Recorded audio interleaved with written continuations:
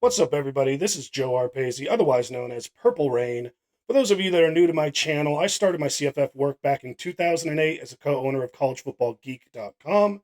I continued that work through 2016 when we folded our website and took time away from the industry. I came back this year in 2024 under the new moniker Purple Rain, and you are watching the Let Purple Rain podcast. Please like and subscribe to the channel. We're going to have the CFF Top Gun challenge coming here at the end of this year, and tons of new cool content coming your way in 2025. You won't want to miss an episode. You can catch all of my work over at letpurplerain.com, where I offer a 7-day free trial where you can see everything our premium subscribers get to read for no cost at all. And today I am being joined by my very first podcast guest, Mr. Chris Moxley from Campus to Canton. You can find him on X at Chris Moxley19. Welcome, Chris. Tell us a little bit about yourself, what you've been doing in the industry, your history, and the work that you do over at Campus to Canton. Yeah, first of all, thanks for having me. I'm excited to be our representative for the year. This is a really cool challenge topic to dive into. I think that we're all kind of rowing together in trying to grow college fantasy. So it's really neat to have a bunch of people on here, and I'm excited for the rest of the episodes. But I am glad to be the first one. Yeah, I've been with Campus to Canton since the almost the beginning. Um, so very early on, I joined the group there and have been there for the last couple of years. Each year we've put out a college fantasy guide, and we have college fantasy rankings on the site, whether they're weekly or you know season long prior to the year. We have a really great group over there with Jared Palmgren, Chris K, Ethan Sowers, Nate Marquise, a lot of really sharp minds. So we've all kind of had input on some of these projections over time and checked each other and talked about, hey, is this the right way to approach it? Really collaborative discussion, really sharp group. And that's just a facet of what we do at Campus Canton, right? We have Devi, we have a lot of recruiting stuff that we're working on. So the CFF Dynasty drafts that are coming up, I think that's a big part of what we're trying to focus on. But yeah, awesome, just awesome group. And the other sites you have here too are I know a lot of those folks as well, just really great people. I'll tell you some of the stuff I really like about Campus to Canton. You hit on my favorite part, the amazing team that you guys have. Having such a deep and strong team allows you guys to hit up a lot of different content, just like you were talking about. So, obviously, with Campus to Canton being really heavy on college recruiting, college, Devi, Dynasty, but then also getting to translate the college side to pro potential. That's something that I think you guys really have a unique niche in the market. And then, you know, the weekly in season projections. That was something I did a little bit back at College Football Geek. I did our DFS, I did all of our DFS articles, and I had kind of a built-in weekly projection tool. I haven't looked at doing anything like that here with Let Purple Rain, and especially being a one-man show. There's only so many instruments you can play before you burn yourself out during the season. So, um, that's something that's difficult to do. And having good in-season projections is really great. And for anybody watching, any readers out there, for the audience, in-season weekly projections is really great. I don't do preseason projections. I don't do preseason rankings. I only do preseason projections. And part of my philosophy in the summer is anybody can just make a list of rankings of names. But when you actually put numbers behind it, that takes a lot more skill, a lot more time and effort. And you guys are doing that in season, which I think definitely makes your guys' product more valuable there. Yeah, it's still a work in progress. I think we're learning, but in season is interesting because I think it gives you the opportunity to look at production as well as the spread in a game, the total in a game, right? Like those are really actionable weekly pieces of or data points that we're able to combine in some of those, and uh, you know I it, we're still working on them. I think they can get better than what we had this year and even the previous year, but yeah, it is a cool thing to do and try to figure out all those data points, how they come together over the course of each week, because there's a lot of variance in college fantasy. If folks who are listening didn't know. Oh yeah, and well, not just that, but when during the season too. Like when you're in the first 3 weeks, I kind of hate this when I'm doing my weekly player rankings in season, but you're trying to use hard numbers. If it's week 2, can you really trust that a team has the number 2 run offense when they played an FCS school? There's a lot of those factors that come in versus your week 10 of the season. You have a lot better data base that you can try and pull things from a hard data versus in the start of the year you're trying to kind of tightrope between what you've seen in early games and what you were looking at projection wise. That's another thing that definitely makes the in season part tough. Is that first 3 to 4, I'd say really the first 3 weeks, because once you've got 3 weeks of data, it might not be perfect yet, but it starts to get better to rely on it. Yeah, and then you could start throwing out some of your uh off-season priors, right? Mm. Like, hey, I think this person's going to get 60% of touches. Turns out they're only getting 20. I don't need to rank them in my top 40 anymore. I don't need Yeah, to rank them in my top 60 anymore. Stuff like that. That's really where we can start discounting off-season takes and priors just as the season goes on. So that's what I found most challenging too. Just when to move away, start to move away from some of that stuff. I agree with you there. We're going to shift over now and start talking about the episode you guys are watching, the 2024 CFF Top Gun Challenge. We are in round 1 of this competition between some of the best websites out on the internet. We are competing to see who is the best of the best at preseason player projections. Today in this first round, today in this second round, we are reviewing the wide receiver position. We're going to be going over the top 60 wide receivers from the 2024 season.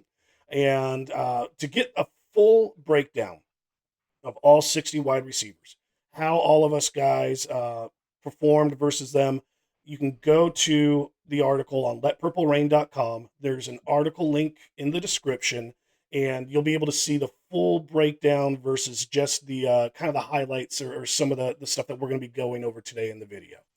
Now that I've gotten that out of the way, let's dive into some college fantasy football. Start off by reviewing the CFF Top Gun Challenge Class of 2024. It is led off by Campus to Canton, Let Purple Rain, RotoWire, and the CFF site. I highly recommend each and every one of these sites. We were talking already about Campus to Canton, but every site's great here. That's part of the reason why we're doing this competition. Getting all of us together and really kind of auditing ourselves and pushing ourselves to give you guys the best product that we can. If you go into the description of this video, you will find a link to every one of these websites. And you'll also find a link to all the websites in the article at letpurplerain.com. And we're going to do a quick kind of overview here of how the competition works.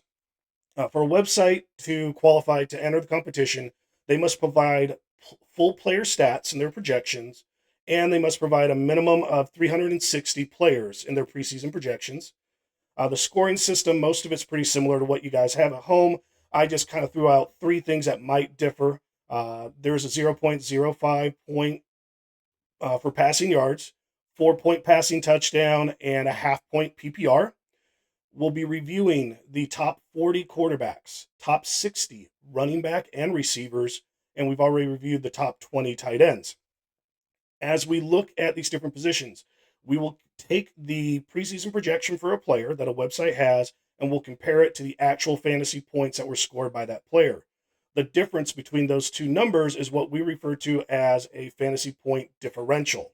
The lower that point differential, the more accurate that projection was.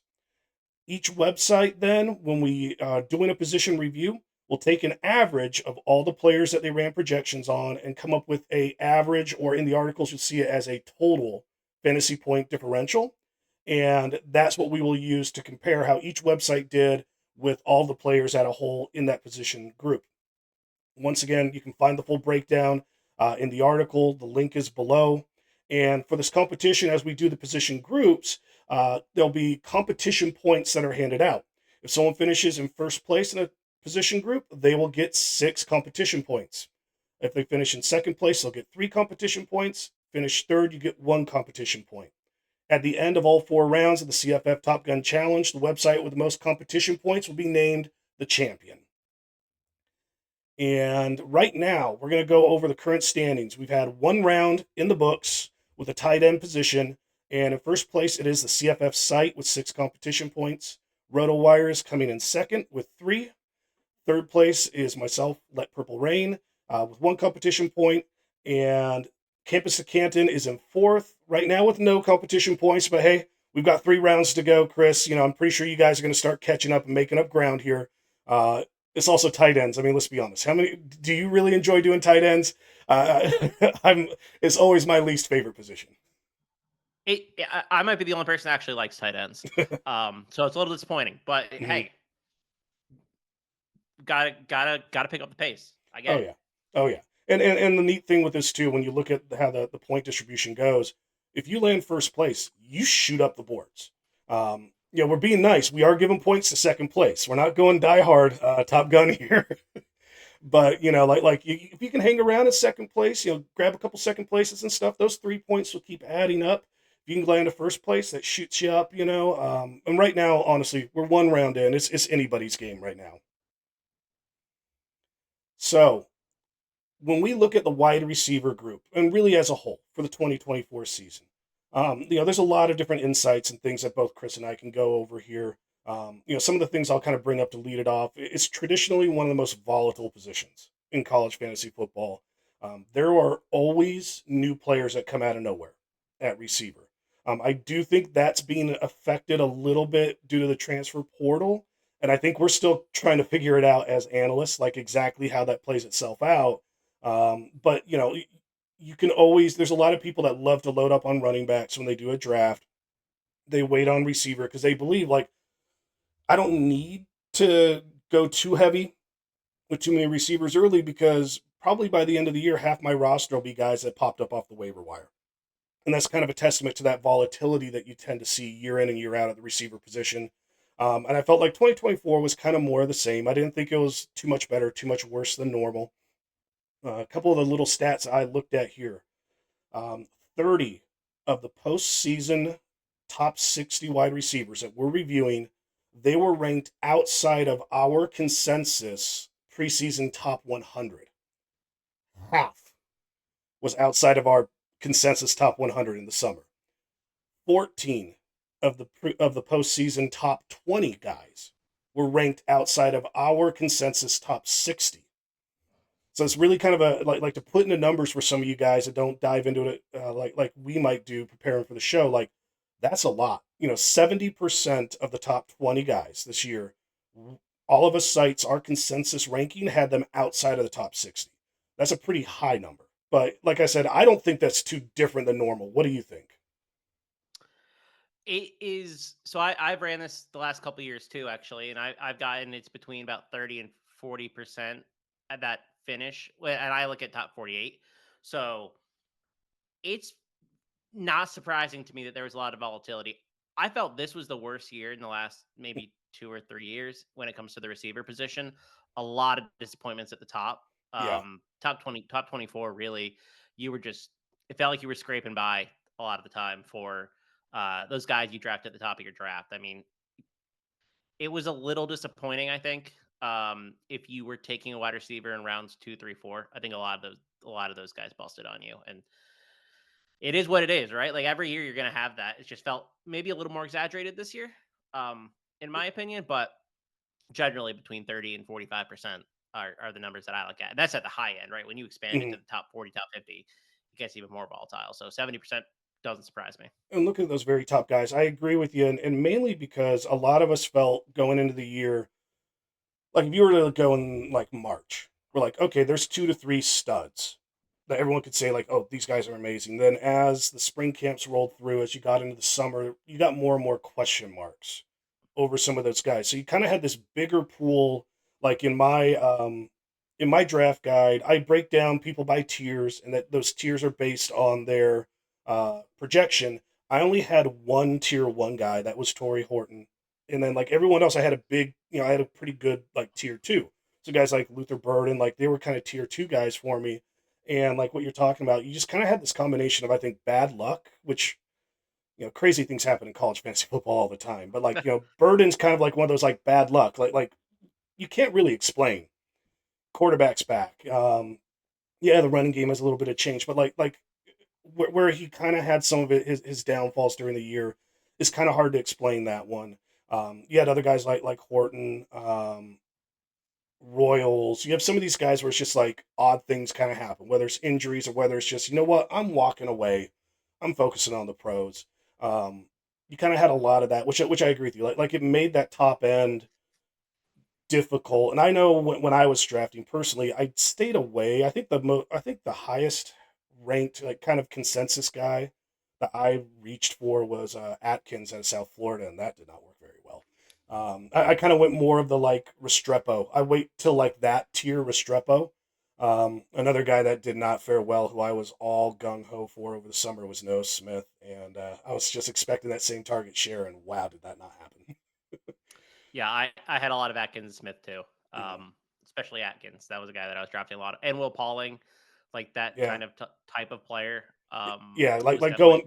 And going heavy with running backs a little earlier, and then waiting for like that tier of receivers, the Ayamoras, like those type of guys was really how I drafted a lot, and then trying to get sleepers on the back end. But talking back about like kind of looking at the this wide receiver class and everything for the year, one thing that is always a little difficult when looking at the wide receiver position is trying to figure out which players are going to be the wide receiver one, wide receiver two, wide receiver three. Um, and really, I like to say there's no perfect way to do it. And you can take steps to try and quantify it as much as you want. And I do quite a bit of that in my data history and the way I look at it. But like one thing I'm big on is I track wide receiver roles each year of the wide receiver one, two, and three. Was he an outside guy, a slot guy, a balanced guy? And I try and look for tendencies there. You can look at like just general talent level, like is this a 5 star guy versus a 3 star guy? And another thing I've started diving into quite a bit last year was just career game experience. You know, maybe this guy's a 4 star guy, but he's only played in 5 games, and here's a transfer from the portal who was like a 3 star or a 2 star, but he's played in 52 games. That 52 games of experience might get him to leap the 4 star guy on the depth chart. But it's always kind of difficult to figure out the factors, and there's real no perfect way. I think like those three things I rattled off are kind of what I try and hang my hat on, and it's always just a juggling game of what makes the most sense for the coaches involved, for the school, for the players. But what about you? Like, what do you like to look at when you're trying to assess? A good example: last year's Louisville team. Like when you're trying to figure out who's going to be wide receiver one, two, and three, and you have three very valid examples of guys.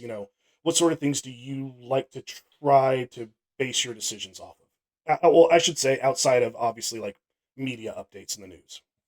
yeah, yeah, yeah, yeah. So that kind of led me to Chris Bell. So maybe jokes on me. Um, I A couple things. So I think staff history is really important. Coaching history is really important. What percentage maybe does the wide receiver target share does the wide receiver traditionally get in an offense? So we know Jeff Brom at Louisville feeds his wide receiver one, so we like to target that.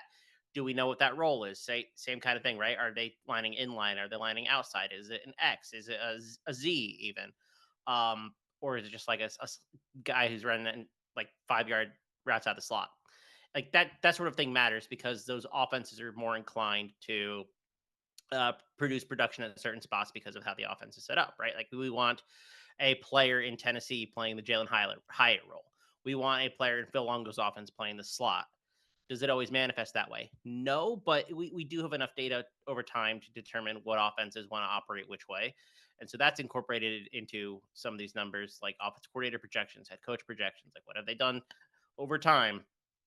Last 3 years weighted more heavily, last 5 years weighted more heavily versus like where they were 10 years ago.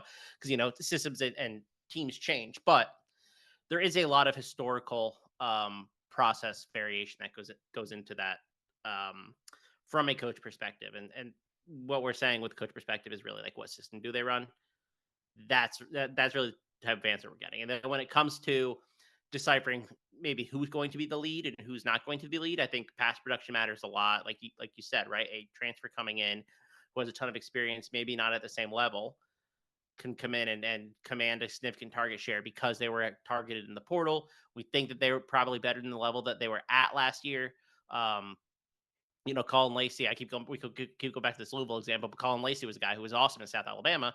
We kind of expected him to step into the role, and there were a lot of reasons with like injury that it just didn't happen. But Jamari Thrash. The previous year was Mhm. the example that we were relying on, which is a very similar situation. So identifying those types of situations where a player probably outperforms their talent level at a lower level, and then is brought in, and the depth chart is maybe murkier behind them, or it's players who haven't really broken out yet. And I think proven production matters a lot. It's not end all be all, but it is really important to that profile. And then recruiting grade obviously matters. But if we get beyond their freshman year and they haven't done anything, I think that's where we start to cut bait and assume that that player probably is going to break out. Like a lot of people had Akeem Williams as the wide receiver one at Florida State going into the offseason. Wide receiver didn't matter at Florida State, but Yeah. that was all recruiting grade, even though he hadn't done anything and really hadn't played on the field. So stuff like that always matters. It's just a lot of context around the situation. And talking with you guys in the Campus to Canton team, I'm just like you guys. I'm really big on system. My whole recruiting, or excuse me, my whole projection setup and everything I work off of, everything tracks by the coaches, the head coaches, the coordinators. And so year to year, as those coaches shuffle around to the different schools, I'm pulling data, historical data that's all tagged to the coach. Yeah. So like everything for me starts system based, and then it's finding that juggling game between the talent, their experience, and but like you mentioned before, system's a big thing for any of you guys watching. If you haven't spent much time kind of thinking about college fantasy football, starting from the coaches and then trickling to the players, that's a strategy we definitely will suggest doing because it'll give you a lot more long term success. Absolutely. Couple other quick things to go over here. I kind of felt like there were less group of five players in the top 25, and this might be this eventual kind of thing that we're seeing from the transfer portal. Right now, the transfer portal is going on as we're recording this, and it seems like anybody who's done anything in fantasy this year, they're all leaving their teams trying to find greener pastures, whether it's this green or something else, we don't know yet. But like I do think that transfer portal is really hurting the G5 schools for their having any type of depth with their wide receiver core. Breaking down some of the numbers here, nine of the postseason top 25 players are G5. And most of those guys, I bet you, were all kind of wide receiver one heavy systems. A couple of them, like FIU and San Jose State, did have decent wide receiver twos that were also fantasy relevant. But just my observation, not putting any data to it, I kind of felt like I think you're going to see more of these systems where you get a wide receiver one, he's good at a group of five school, and they're just going to be like, well, he's going to be gone next year, so let's use him as much as we can before he's gone because there's no point in not playing him because he'll leave for that too. That's been kind of one of my short observations on the G5 guys and freshmen, which there's been a lot of talk, and you guys cover freshmen way more than I do as a specialty, but there's a lot of attention. But I felt going through the top 60, there's very few that produce at like that high level of CFF, and it's probably just the combination of amazing talent and just right fit with the right system, and both things can come together. But there were a lot of guys that I'm forgetting his name, Cam Coleman. from Auburn. Yeah, like I think he finished their wide receiver too. He had a very good freshman year, but like he wasn't a high CFF level guy yet his freshman year.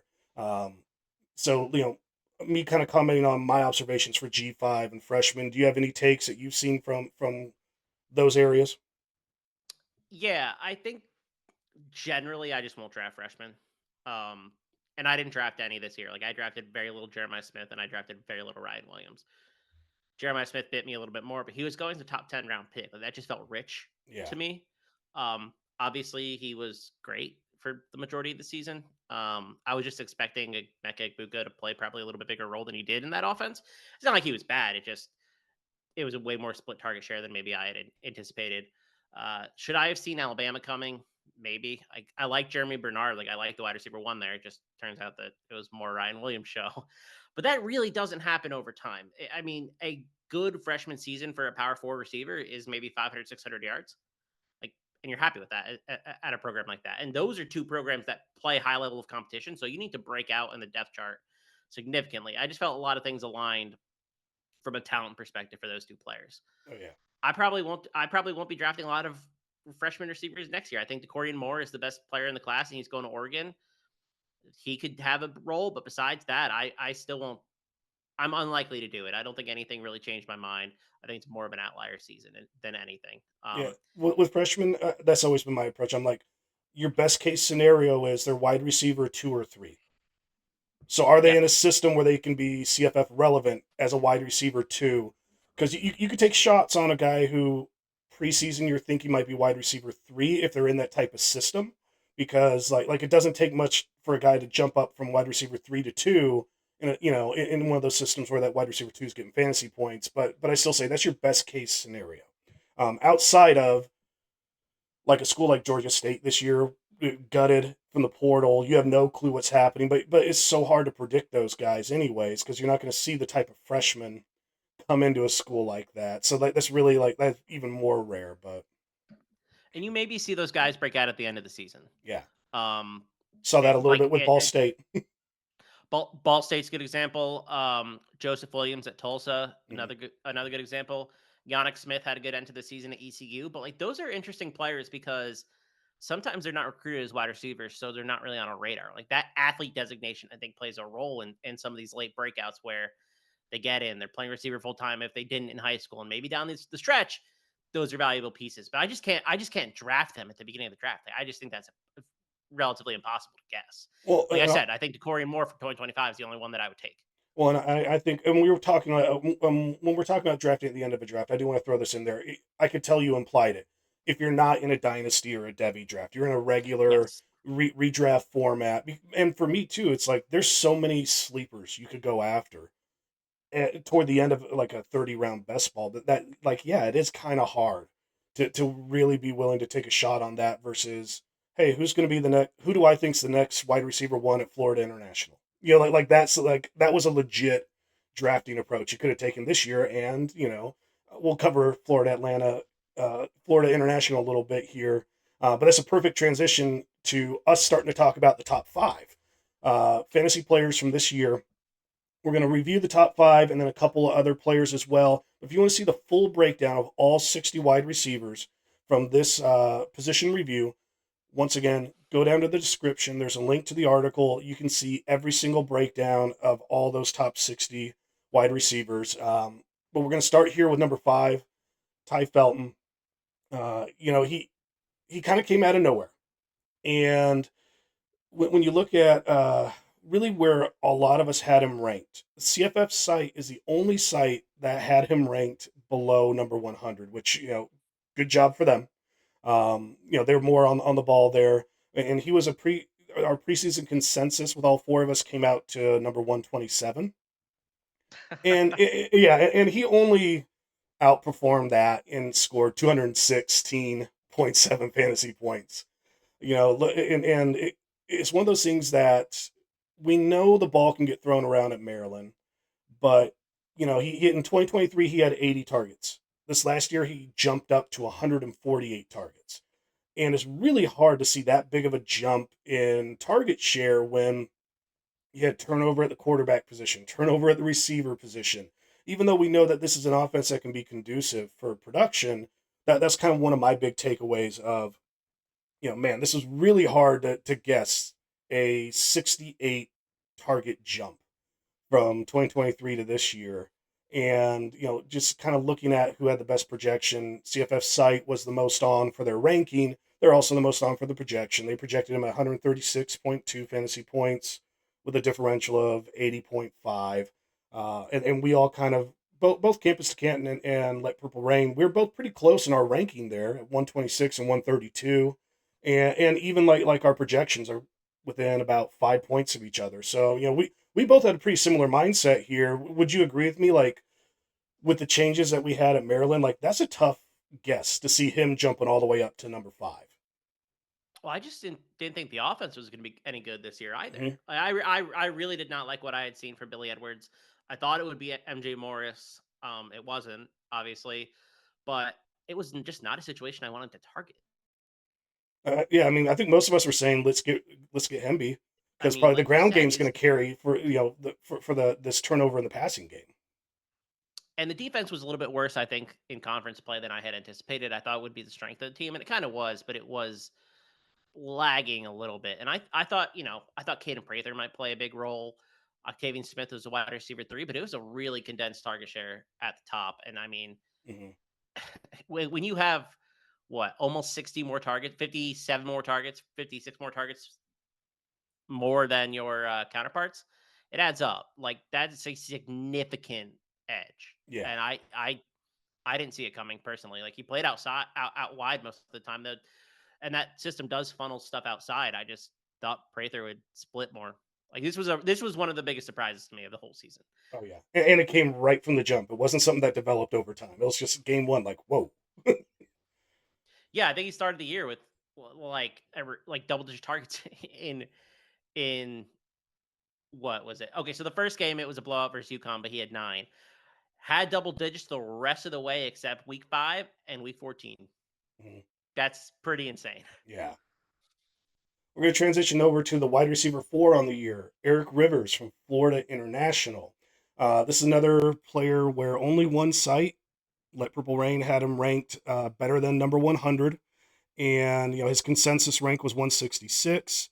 I had him at number 57, and this is one of those things where I kind of had him pegged to be the wide receiver 1 back in late August. And when all these projections that we pulled, for those of you guys watching, they were pulled like during the work week of week 0. So as late into the summer as possible. So all of us websites had a chance to make updates to depth charts and everything. What really stands out why my ranking is so different, it's just I was the only website at the time that pegged Rivers to be the wide receiver 1. Um, RotoWire didn't run a projection on him. You guys at Campus to Canton, as well as a CFF site, you guys both had Dean Patterson as the wide receiver 1 in your projections.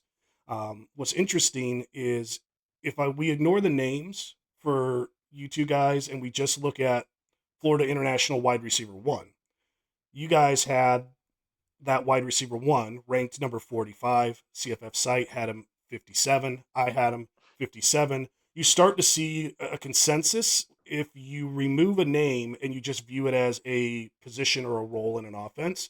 So I that was one thing I dug into because I'm like, you guys, I'm not going to take all the credit like I'm some master of seeing this. These other two guys here, like they're looking at it the same way, but this is part of what we talked about in the intro. Sometimes it's really difficult trying to guess who's the wide receiver 1, who's going to be the wide receiver 2, and this is a perfect example of how that ended up playing out. Where for the competition, and we're doing the names, Let Purple Rain stands out, but you guys were right on there with your rankings, and there's a lot more parity than this screen actually shows, and I want everybody watching to realize that here. And it's that's always that tough thing that we mentioned. Difficult reading the tea leaves, trying to figure it out, because we can use a system for one team to come up with that decision, but it doesn't always work with another.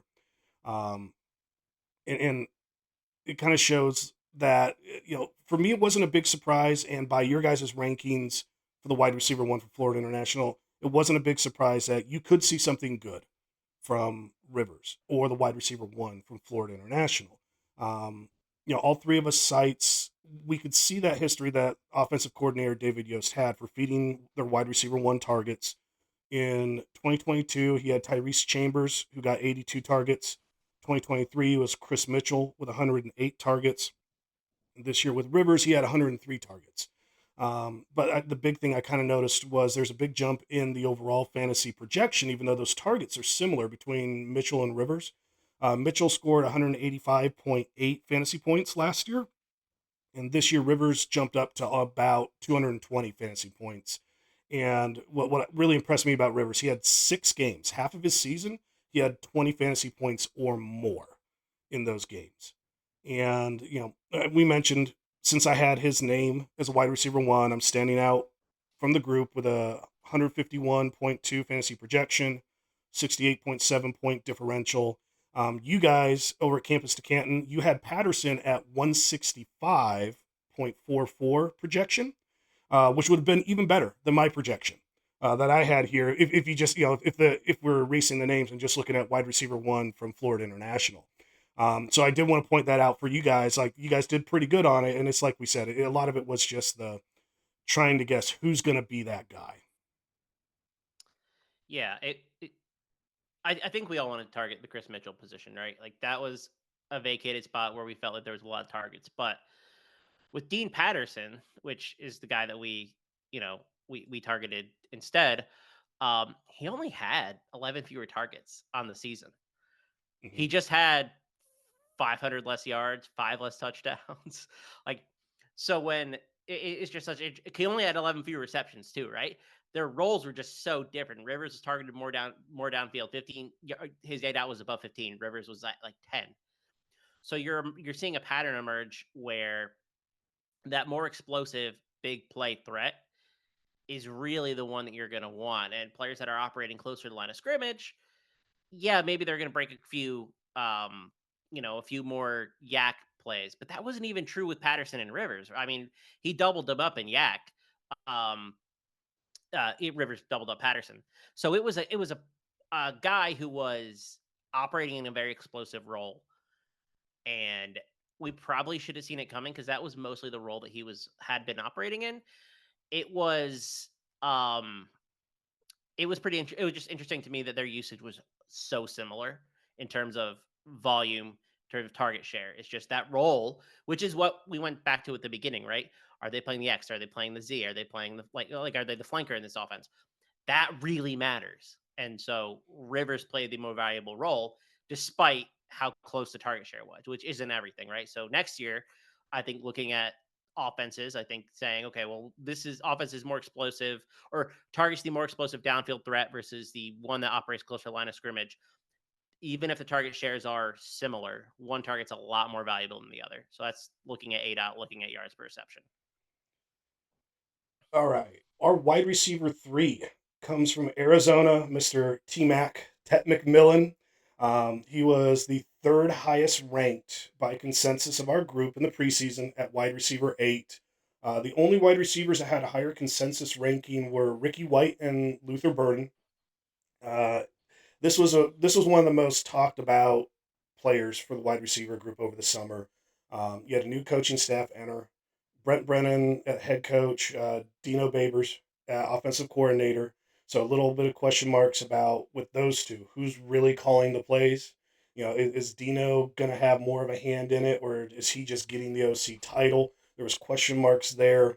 It was also kind of hard to predict exactly where he's going to fit in when you have two very kind of different people, even though when I looked at their coaching histories, they didn't have a big difference in some of their baseline stats, but very different, I'm going to say, system personalities.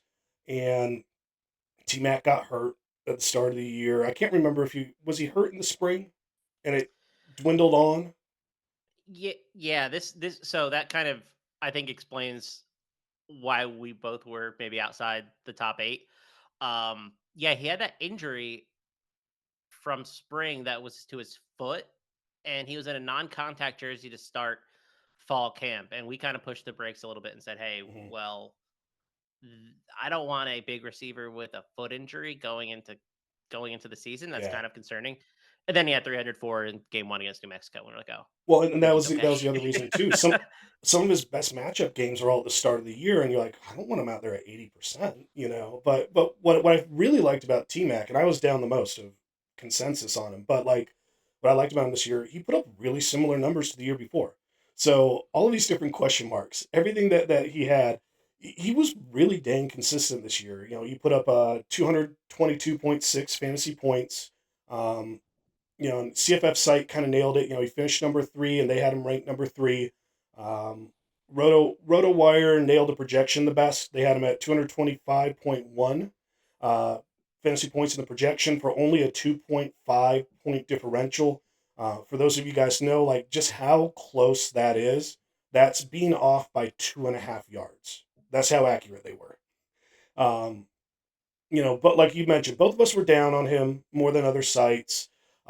You're commenting a bit on your thought in the projection process. To give a little bit of insight on mine, I leaned too much, I think, into the system and not enough on his talent and the Fafita relationship.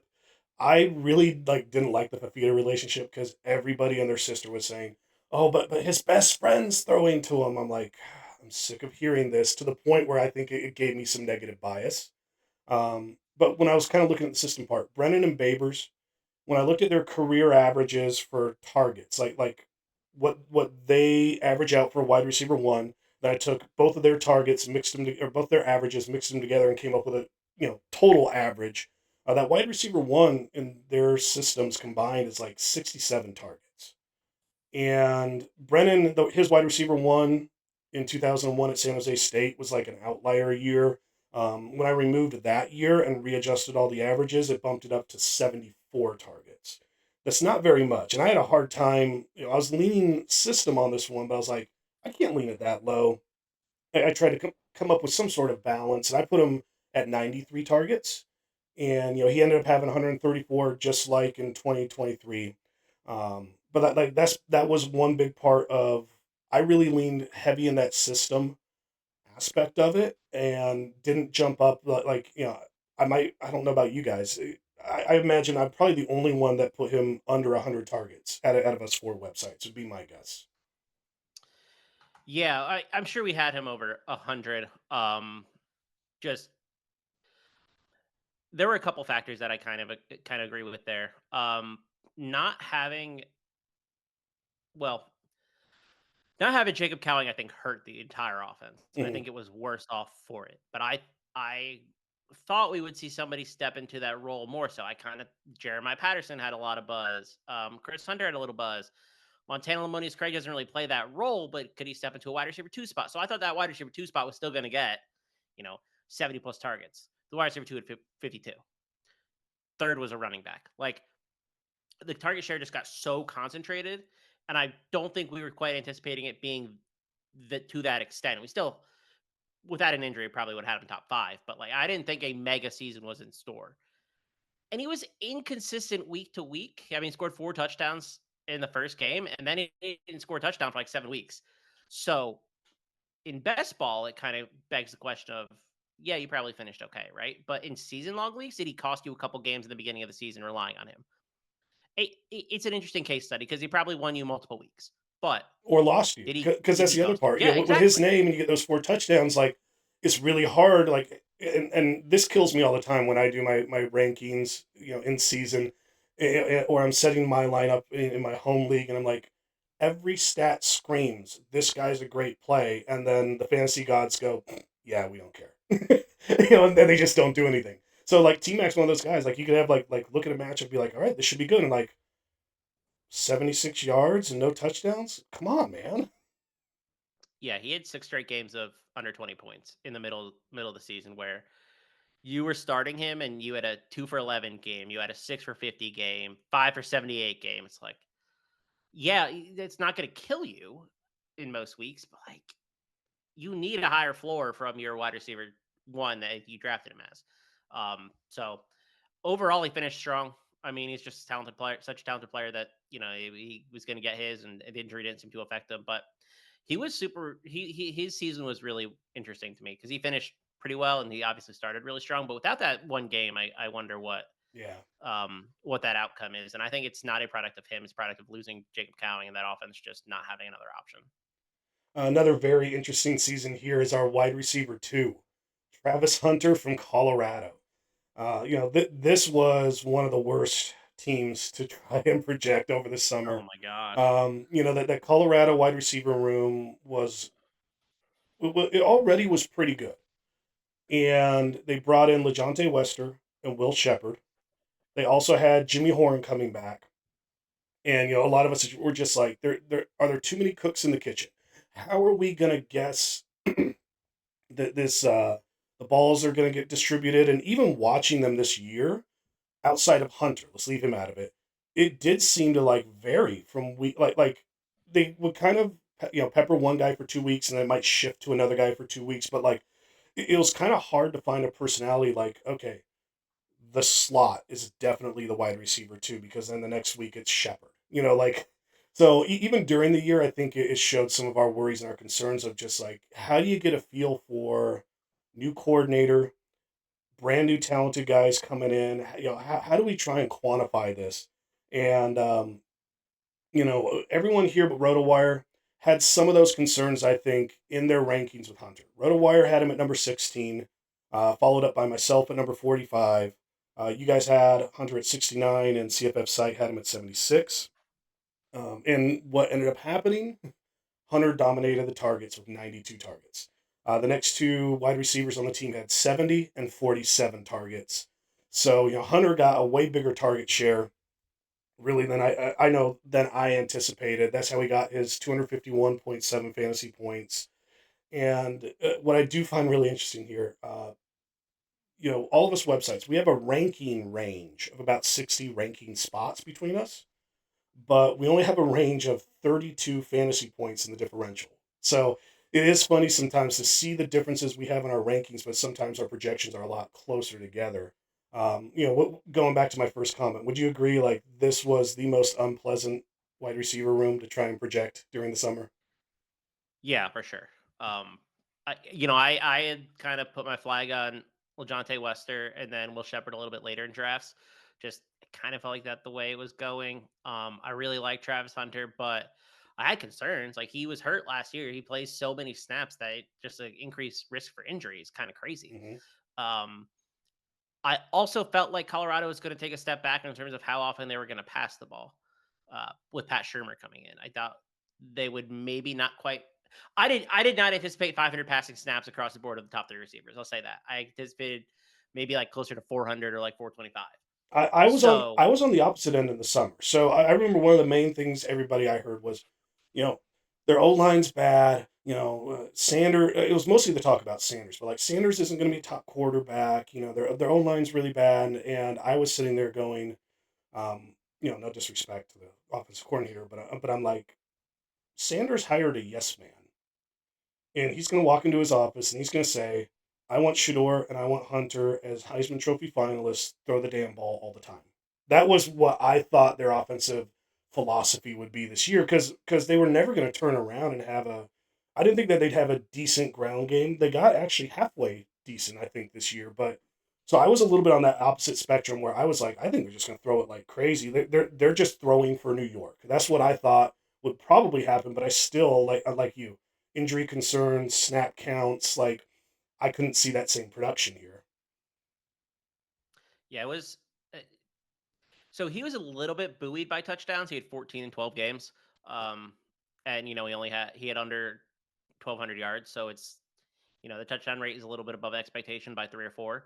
But I mean, like he had touchdowns in other ways too. He's just a dynamic weapon. It's Mm, just that like that's I should have probably bet more on the talent and just said, hey, this guy's yeah. awesome, rather than being like, well, look at all these concerns and you know, he wasn't an expensive guy to take either. He wasn't being treated as a surefire wide receiver one for the majority of the offseason. I think down the stretch it got a little bit more expensive, but it was not prohibitive to draft him, especially with where he finished. And I think we should have just said, hey, like he's awesome. Period. Maybe it doesn't need to be more complicated than that. Uh, I'm I'm And it turns out it wasn't.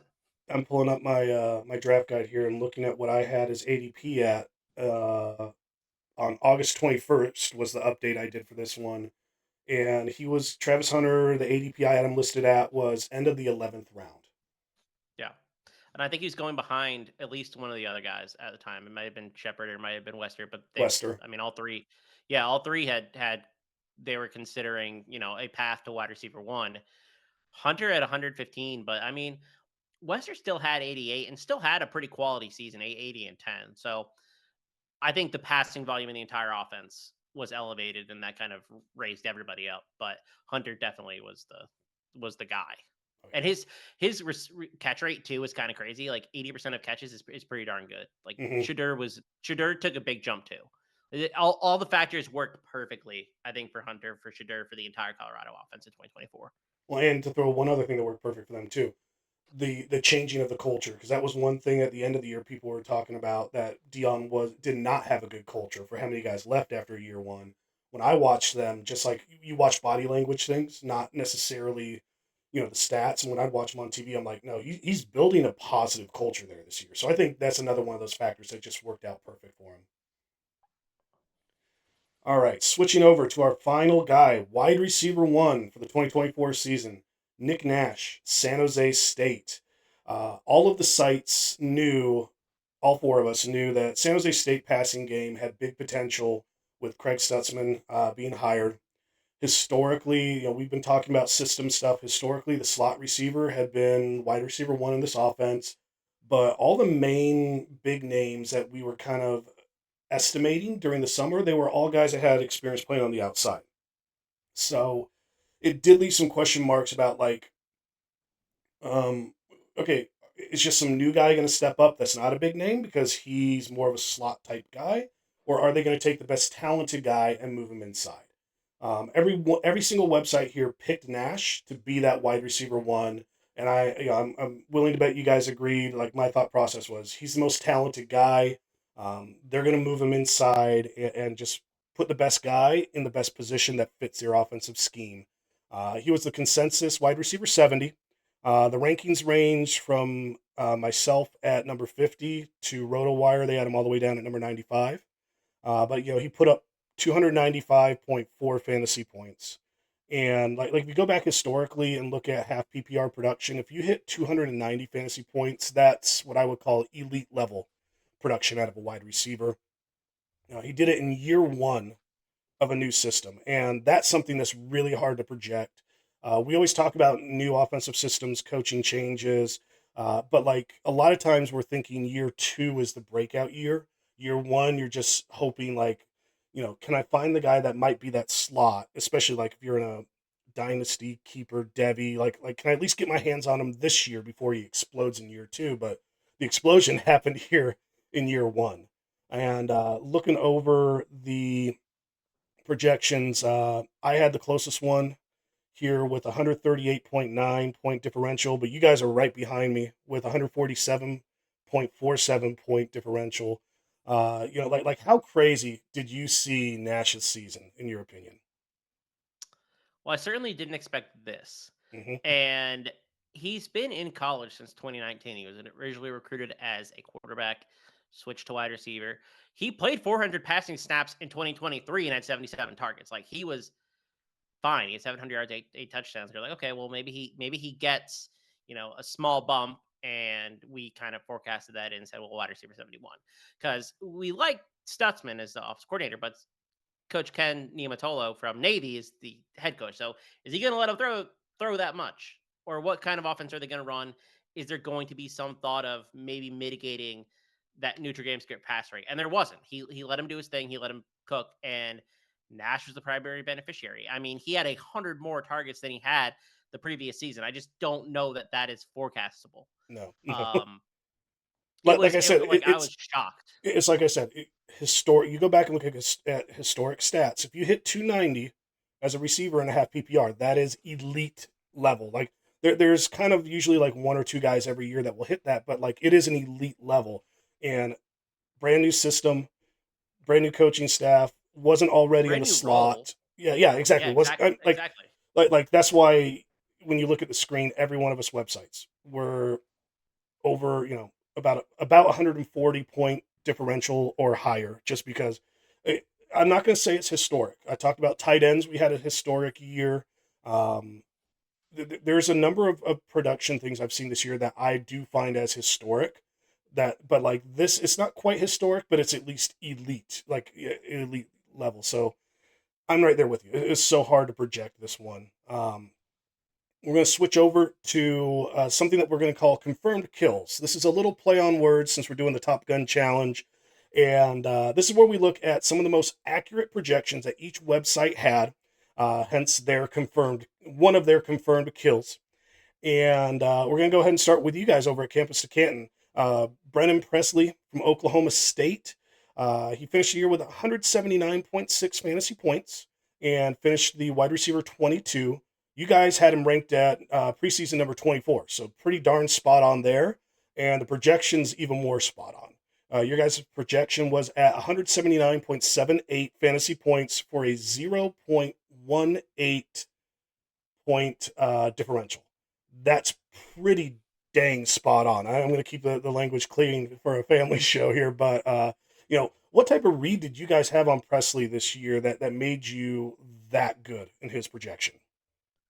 Sure. So a lot of our projections and a lot of this process actually comes from the C2C Winning Edge database. Nikki and Alan does a lot of this work, so I want to make sure that I give him the credit where credit's due because he puts a lot of time into it, and there's a lot of like we've talked about before. What is the role? What is the history? What is all those advanced stats that kind of build into this? But we felt of all the players in that offense that Presley had the most clear defined role, and that is close to line of scrimmage, double digit targets, not super valuable targets, but they were a lot of targets. So right, he might have 10 targets and he might have 50 yards, but we know that there is going to be a role for him and production to be there. I don't think we were quite as high as Deshaun Stribling.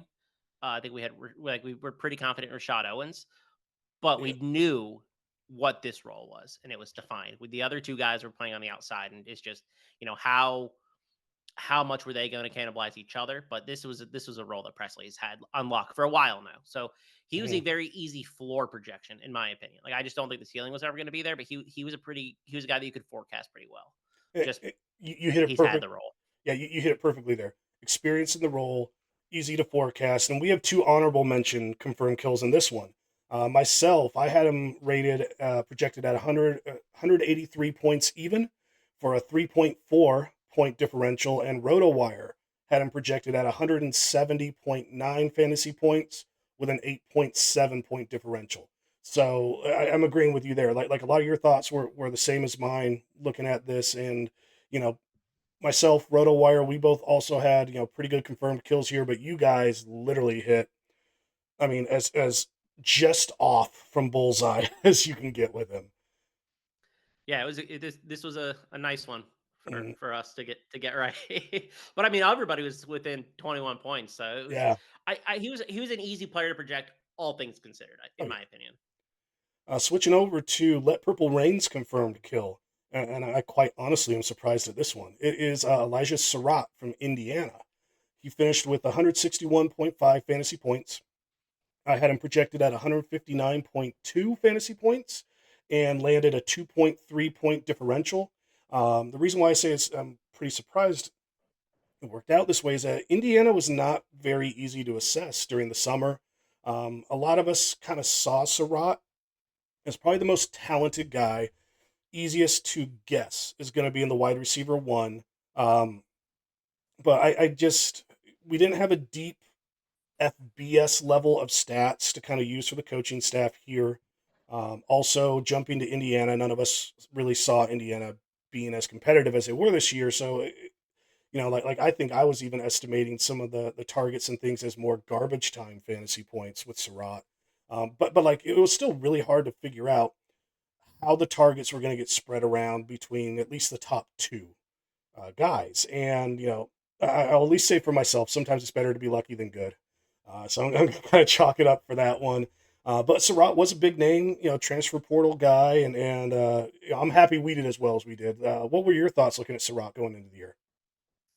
Yeah, I just didn't really know what to expect from Indiana. Because all of those players were making a jump up. It wasn't just, they were adding a couple pieces like Surratt. It was Curtis Rourke was going from heavily injured Ohio quarterback to the Big Ten. That was a big question mark. Who's going to be the wide receiver one? We had seen Surratt be incredibly productive in 2023. So we had him really high, right? We had a top 18. We said, well, if all things go right, we think that he's the most talented. We think he's going to have the highest target share. We think that he's going to be the one who leads this room. He did, and he had 28 more targets or 32 more targets than the second option, but still he didn't have more than 80. He the entire offense kind of ate, and they played a almost dominating game script where I would have expected the pass rate to be closer to like 55, 60, and it really wasn't. They didn't have to throw. They and in neutral game scripts, they were choosing not to throw. They were running with Justice Elsa. They were running with Tyson Law, and it was a really good and efficient offense the way that it was built. So the projection of okay, Indiana's a 6-win team. It's six, maybe if it all breaks lucky, Yeah, 7-win team. yeah. Like that didn't come to fruition. So they're blowing out a lot of opponents early, and so we expected him to outperform that, and the offense just or the whole team really did better. And so good for the Hoosiers. Bad for our projection, but happy for them. Hope they do well in the playoff. Yeah, I'm the only non-Hoosier fan in my family, but it's mainly because I grew up from the age of 3 out in Seattle, so I'm a diehard Husky. But yeah, everybody and my future in-laws are all Hoosier fans too, so they've all been very happy this year. I can agree with you on that. For our last confirmed kill here, excuse me, second to last confirmed kill, we're going to look at RotoWire. They had Ricky White from UNLV. We mentioned earlier, Ricky White was tied with Luther Burden as the highest consensus ranking during the summer for wide receivers. He finished wide receiver 11 with 205.6 fantasy points. I think that's a pretty good production out of him, considering the issues that we saw with Saluka at quarterback early in the year. And RotoWire, they had their projection at 206.6 fantasy points with a 1.0 point differential. So this is another really good confirmed kill by RotoWire here. And I had to throw an honorable mention out for myself as well. I had him projected at 201.8 fantasy points with a point differential of just 5.2 points. And looking over at you guys, you had him as wide receiver 2, which, like, honestly, like most of us are all, yeah, we're all, I was the lowest wide receiver 6 when it comes to the rankings on this.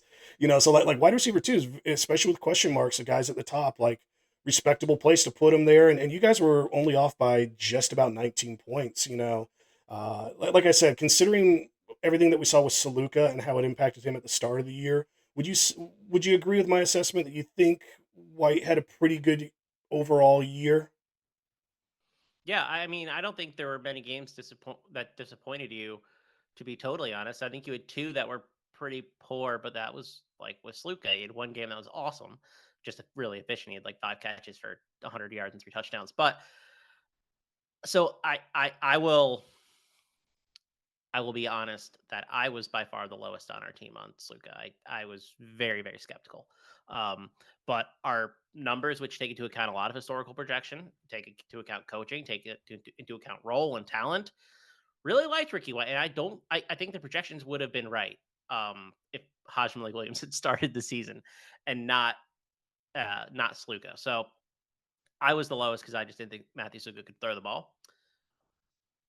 I mean, I think we all kind of did fairly well, generally considered. I Oh know we yeah. were the lowest, but like CFF site was right there too. It was just a player who is honestly far too talented for his conference. Like he was courting offers from Notre Dame and chose to stay at UNLV last year. I think you saw that. Even though it wasn't like a mega productive season that he could have had, it was still pretty good. Like that, he's not costing you a league with his production. You're getting a top 12 receiver. I Maybe mean, it's not perfect, but it's still pretty good. of those guys at the top, like we talked about at the start of the show, probably one of the guys you would have been most satisfied with drafting by the time you got to the end Yeah. of the year. Yeah. So especially in this conference, some of the other Mountain West receivers really let you down. Mhm. All right, our final confirmed kill goes out for the CFF site. They had Ja'Cory Brooks from Louisville. We touched on Louisville earlier, so it's a nice little transition to what we have coming up here. Back in spring, all the reports were coming out. Chris Bell was being pushed as the assumed wide receiver 1. Fall camp rolls around, and that first scrimmage, Brooks is the main target guy. And to give CFF site some credit here, they were the only one that pegged Brooks to be wide receiver 1 in their projections. They followed the fall camp versus, and a lot of us had talked on podcasts at the time, like, do you take just one report from the fall and erase all the reports from the spring? I was a guy that when I first looked at projections, I had Brooks first, but because of everyone talking about the spring reports, I had flipped them. But I originally had Brooks first because he had a more career history of playing in games. That was like, I was like, I think these guys are probably pretty even talent wise, and I just lent on the experience of Brooks, and then I let the crowd get in my ear and flipped them around. But CFF site, they're the only one that got that part right. He scored 185.8 fantasy points and finished wide receiver 18. RotoWire had him ranked at wide receiver 11. So their rankings pretty darn good. Their projections even better. And this is another 1.0 fantasy point differential projection. So they're nailing it just like we had with RotoWire. Um, you know, it's one of those things of like we've been mentioning all throughout the show, trying to guess who's going to be a wide receiver one, wide receiver two, wide receiver three goes a long way in how accurate you're going to be for wide receivers. And if you can guess the volatility like we talked about at the start of the show when we're talking about the receivers as a whole, it goes a long way there. But yeah, CFF site, they not only got the projection right, but they got one of the harder figuring out the depth chart parts right, in my opinion. Like Louisville and Colorado, those were two that I kind of, and maybe LSU, like those might have been the ones I spent the most time trying to figure out on the year. What about you guys? Yeah, obviously we did not pick Ja'Cory Brooks as our wide receiver one. uh, yeah, I mean, there were reports from Louisville beat writers that said Chris Bell was going to be the guy, so that's the way that we took it. And we had Chris Bell as a wide receiver two ahead of Brooks when we thought Colin Lacey was going to be the wide receiver one. Mm. So we kind of continued that through the process. And then when Lacey went down with the collarbone injury in fall camp, we pumped Chris Bell and said, hey, we think this guy could do some real damage. We think he's the wide receiver one. A lot of that, to be totally honest, was based on what we had seen from Ja'Cory Brooks at Alabama. Not a really productive player, not a really good athlete, not a guy. I mean, looks slow, plays slow. At the end of the day, it doesn't matter if you're going to catch, a bunch of passes in the Jeff Brom offense, If right? the Like, coaches can count on you, they'll keep throwing you the ball. exactly, right? So I took a player evaluation approach here incredibly hard and just that I haven't really seen it from Ja'Cory Brooks at his time at Alabama. I'm a little surprised he's getting this much love. And it didn't really end up mattering. He was consistent. He was good. When the opportunity presented itself, he played well. So that was probably a little bit of my own priors getting in the way of saying, I just don't think he's a very productive player. I don't know that he could play at this kind of level. And he did. Really Well, impressive and gets his flowers. But I hadn't seen it to Chris Bell either. I was just saying Chris Bell is oh yeah. better. The potential of Chris Bell is better than what I've seen from Ja'Cory Brooks. And that was Well, not the case. to use a quote that Jared Palmgren over at Campus to Canton likes to say a lot, there was a steady drum beat about Bell, and there There was not a was. steady drum beat about Brooks. So we're in essence we're making gambles when we're doing projections and depth charts and everything in the summer. And so you saw kind of more things like regular mentions of Bell. You saw like the player evaluation, like you mentioned. I brought up the career game experience, which we talked about earlier. Like these are all different pieces, and you're going to have different combinations or different weights of each thing with every school that you look at, and year to year that's going to change. So there's no black and white way to really juggle all these different balls. Uh, we're Yeah, there's not. And mhm, and sometimes career starts can be or career games maybe can be misleading. Like especially when a player is transferring to a lower level. Does that mean that they can't play at a high level or does that mean that maybe that high level is a little too much and they're more suited for a maybe weaker level of competition? Like Alabama schedule is more difficult than Louisville schedule. That's just kind of the reality of the situation. ACC schedules are a little less strenuous than SEC. Like Ja'Cory Brooks going against top corners in the world, essentially pretty in the much. country, and at Alabama versus Ja'Cory Brooks going against some ACC corners. Like there's a little bit of a difference there, and so his experience ended up mattering because Chris Bell didn't have a lot, and he was the most experienced guy on the roster at that point, right? Mark Redmond had played a bunch of snaps, so that's tight end.